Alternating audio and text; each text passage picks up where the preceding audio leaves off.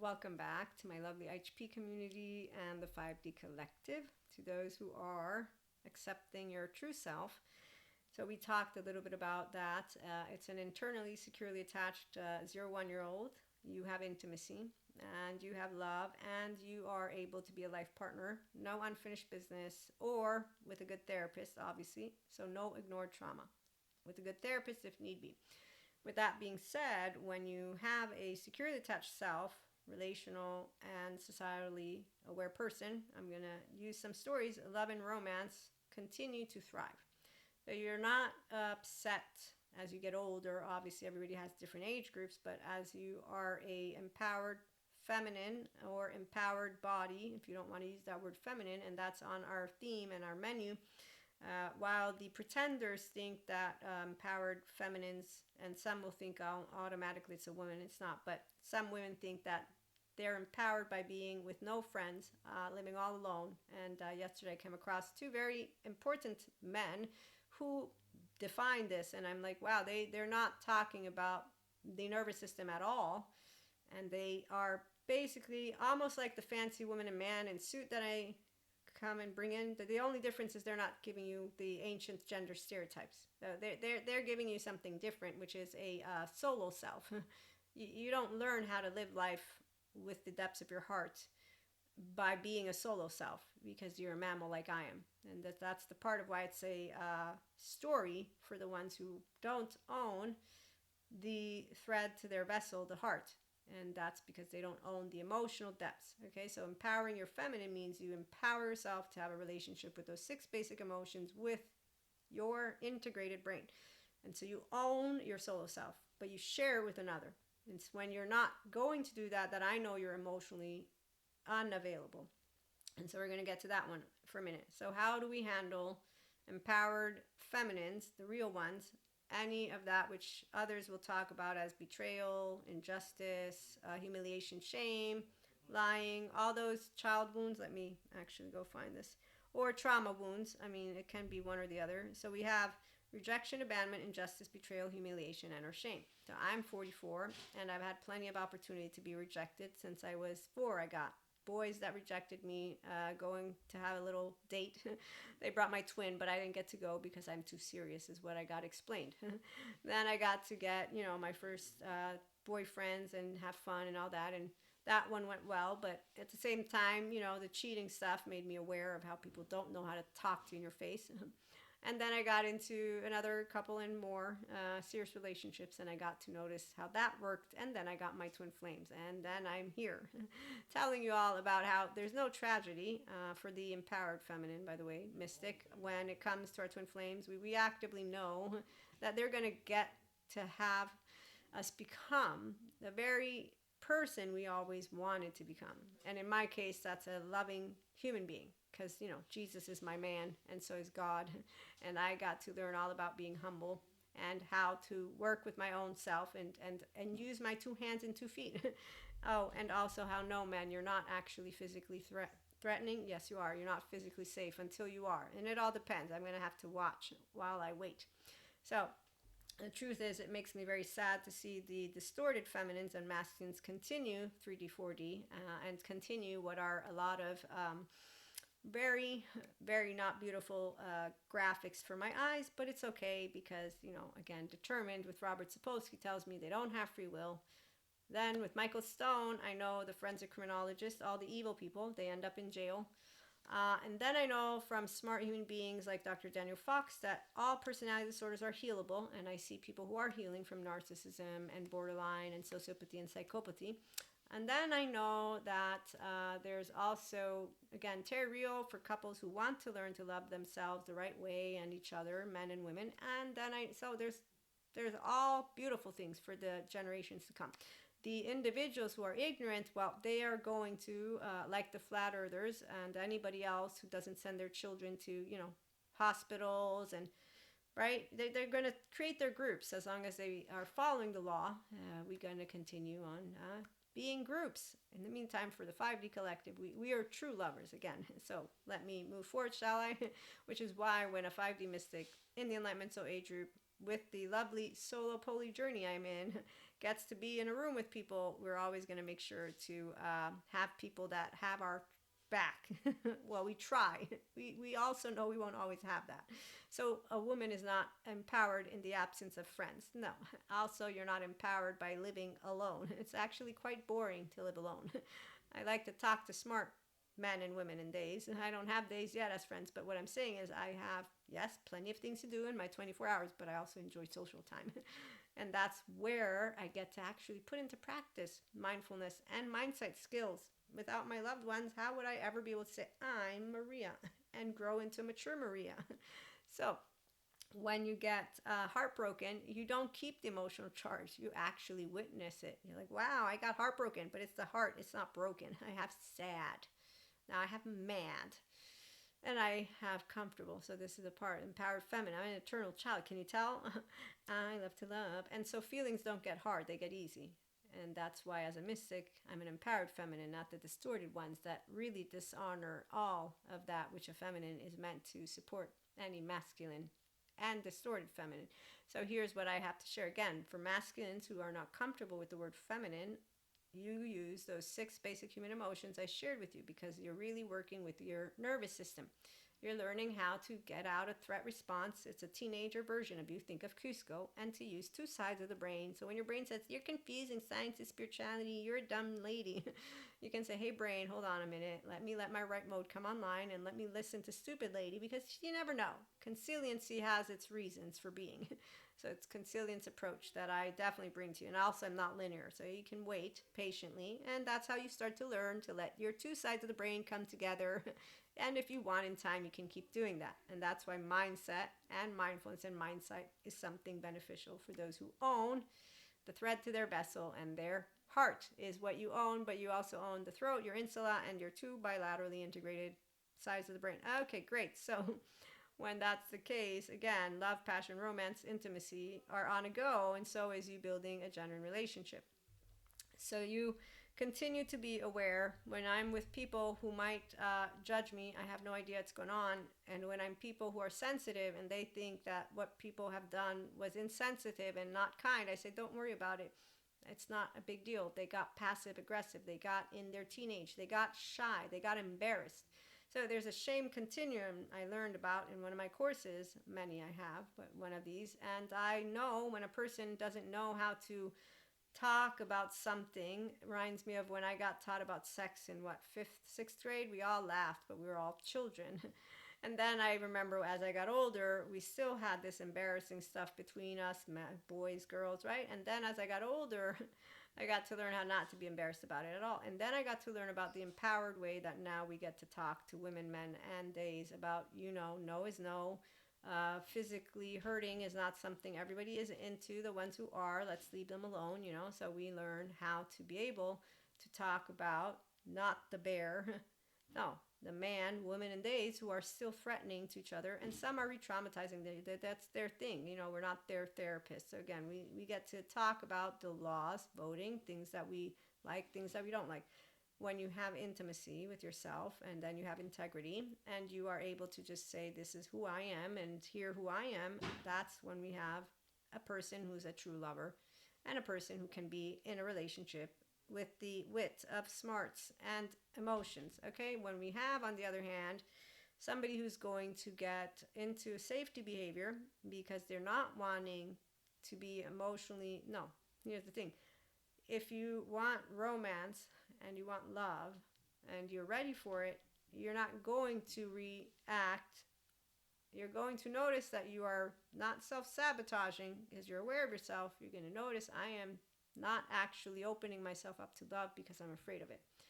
And that will be the honest conversation of a teenager version of a person who is noticing that they are actually trying to sabotage a relationship that instead they are romantically interested in. And if they are, again, smart, then they'll know this is my trauma coming up. Because I have an emotionally available person, I'm emotionally unavailable, and my safety behaviors are coming up. Because the Cusco attitude will be where they will treat the person who's available basically like a little bit of a piece of shit. Okay, the difference is if they have an emotionally available, mature, what I'm trying to present to you, they won't be treated like a piece of shit back. And they will be treated with the very same safety behavior that any empowered woman, man, or they will have, which is our community here. Because again, I'm going to spot it as an empowered woman and feminine in the way of, okay, they are not available. They don't want romance. I open my window, right? After we say I open my window, I say, come on in, let me see. I'm totally up for this. I'm totally up for the chit chat. I'm totally up for us putting our, what we want, what we don't want, all here. I'm here. I'm in for the secure attachment figure relationship. I'm not a solo self. I'm living a life beyond my solo self. And like Aladdin and Jasmine, a whole new world I know we can have together because we have it. Because we know we have it. There's a spark and more. It's not just a spark. There's mutual appreciation. There's mutual value. There's mutual there's I love to love. There's also the catch a falling star and put it in your pocket, never let it fade away, right? And there's the when I'm feeling blue, all I have to do is take a look at you. Okay, so when you have that level of a securely attached relationship at that point, you are potentially going to also have the sexual attraction, right? This is where we learned about this, and that is the moment of truth. Though if an emotionally unavailable person begins to do in and out and to treat someone a little bit in these Cusco spiteful mannerisms, the emotionally available, empowered, whether you're man, woman, or they, you have healthy self-worth. You know what's happening. It's called an avoidant. The ambivalent people, they do something completely different, and I don't have any ambivalent personally relationships, and that's because typically I would say, at least for me with men, they're avoidance because they're afraid of their emotions, which makes a lot of sense, which is why right now, again, the empowered men either become empowered or they don't, but the only way they're going to is if they open themselves up to what is an unconsciously loving, emotionally available partner. And if they're not, it's because they don't want it. So they're going to go and marry their unfinished business, or maybe they won't. It all depends on them. But if they are instead empowered and aware, and they are aware in the sense of I'm doing this thing because and this is why the psych education is important. It's the 3-year-old. The 16-year-old is spiting not only their own self, but they're actually afraid because their 1-year-old is reminding them, we didn't get this. We're a piece of shit. We're not going to be able to make anything. We are a piece of shit. It's not words. It's the shame defectiveness of the 0, 1, 2, and 3 that felt defective for not being loved. And that won't ever be able to match up to that, which that's the feeling that is going to be explained, like I just did, by a good therapist. If a person heard it and they are smart and they are ready, and that means they throw myself into the now, I'm going to do it. Rip off that fucking band-aid because I'm tired of being afraid to love. And I know that I'm doing this to myself again because I'm afraid to love. So, the beauty about this is, one, the good therapists that are helping any person who wants to get out of it to get out of it. 2, if there's an actually aware human being who knows themselves that well and then hears the explanation and spots what they're doing, now they have what I'm going to say is a double opportunity. Because now, so with my panic attacks, for example, I made sure I was physically safe. That's it. Other than that, I worked with everything, and then I got all this beautiful information that helped me to keep learning how to work with it. But also as a mystic, my light body expansion, my rainbow body, okay? So I have had a lovely, lovely life, and I continue to do so. That's why a 5D mystic doesn't have tragedy with twin flames or oversoul. We have opportunity, and our soulmates bring us the same. So every time I'm learning something from that, which is my oversoul, I'm always appreciative, because an empowered feminine doesn't lose herself. So if you have a person who's that aware, and that aware in a way of, I'm going to be objective, I won't bullshit myself. That's the minute of truth. I have been doing bullshit behavior because my safety behavior is I'm afraid to love. So the reality is I'm becoming a dick every now and then, this and this and that, because I'm actually afraid. So let me own my dickness and stop being a dick, and let me actually take that leap that I've been knowing I want to. And I'm going to say that's really amazing for a person who will be, it's you feel triumphant because it feels good to take the power of your emotional plane back.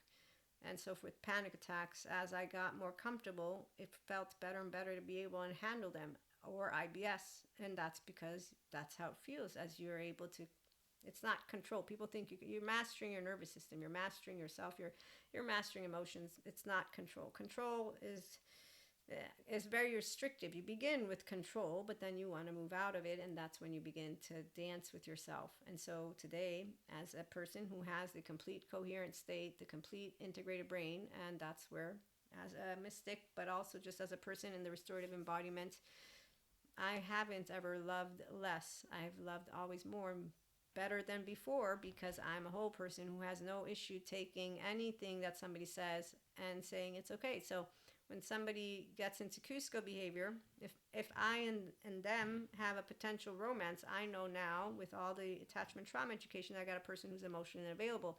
I won't be presenting to them their dickness because I don't give a shit. I'm not going to talk to you about your behavior. It's your behavior, and it's maladaptive, and it's adaptive child. And what it is, it needs a therapist and your awareness. And if you don't have it, you don't have to have it, because I don't need you to be in any different type of behavior, because I'm not looking to baby anyone. So again, unfinished business and ignored trauma doesn't make a love partner at all. Makes a person who can go get it healed.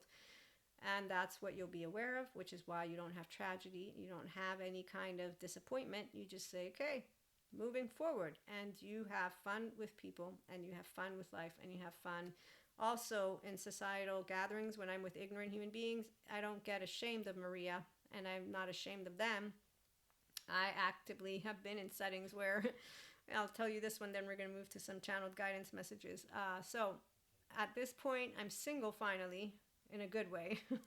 I mean, I love my relationships, but I have loved being able to then be single to completely do me. The last of those were traditional, was I thought you would change. I wasn't offended. I knew what they meant, but I'm like, okay, that doesn't make sense.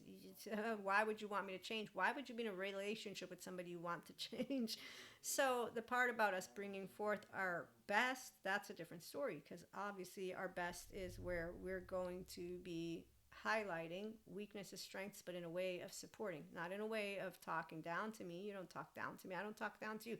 That's completely disrespectful, which is why whenever I do meet the safety behaviors of those who are biologically rude, I remember Stephen Porges, because your tone will tell it to me.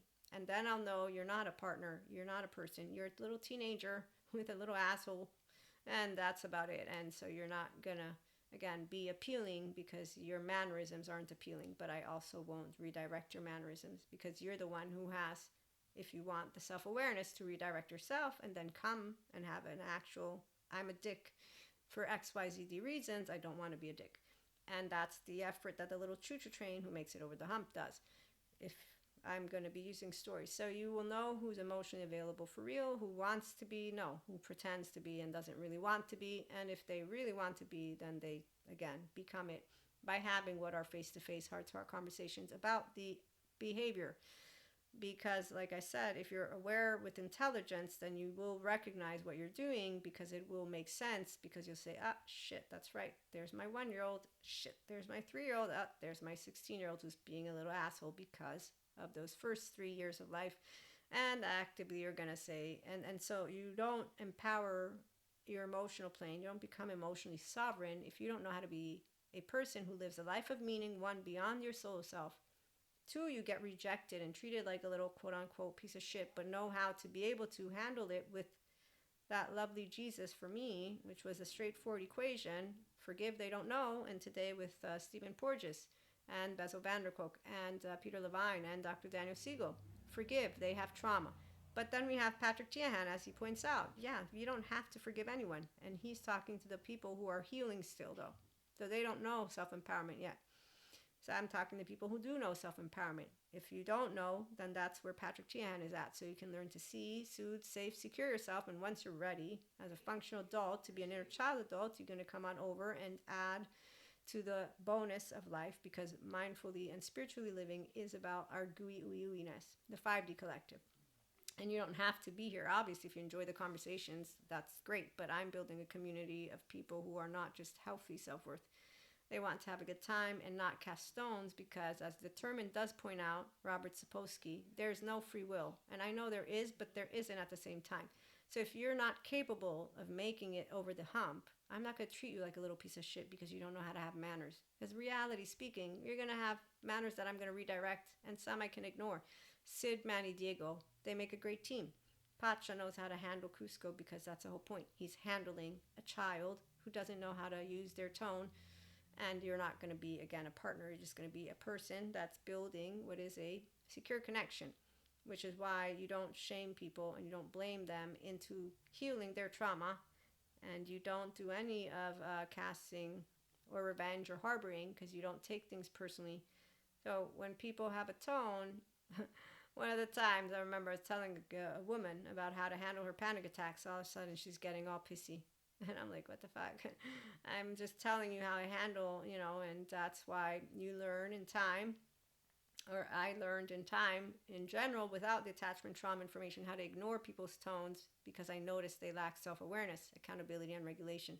Today I have attachment trauma informed, and what I can tell you is I also ignore the ones that say, you know what, how dare you do this? I ignore them, and those I move the fuck away from because they're the worst ones of all. I'll take a person who gets pissy in my face more than I'll take that one. You know why? Because at least the one who's getting angry stands up for themselves. That one is actually not only the squirrel from Cusco land. Squirrel from Cusco land is what I'm going to share with you. They will justify their vindictive behavior, and they will actively get this is that, how they say nice boys, nice girls, whatever. Yeah, put them there. That's why. They are more threatening than the person who will get in your face and tell you how they're feeling, and that's because of them justifying their sneaky patterns and behaviors in a way that then they actively just keep moving forward with. Although it's better not to be in any relationship, by the way, no romance with anybody who's emotionally unavailable and doesn't take ownership, because they're actively not taking ownership of their mind, their body, and their heart, and so they're not interested in their inner well-being. They're not going to be interested in the relationship. It's one thing if you have a person who is healing and they're planning on, getting all the way through, and that's where, we're going to move to our next topic. In the meantime, again, when we're around people, we don't need to shame anyone, because there's no reason to shame someone who doesn't want to go and get themselves healed. They have plenty of 3D, 4D narrative human beings out there with their unfinished business to go and hang out with. Pinocchio, have a good time on the island. We'll see you later. We're going to go have fun somewhere else, which is actually here on Earth with each other. So we'll be back in a little bit. Thanks for stopping by. Like, share, and subscribe. See you again soon.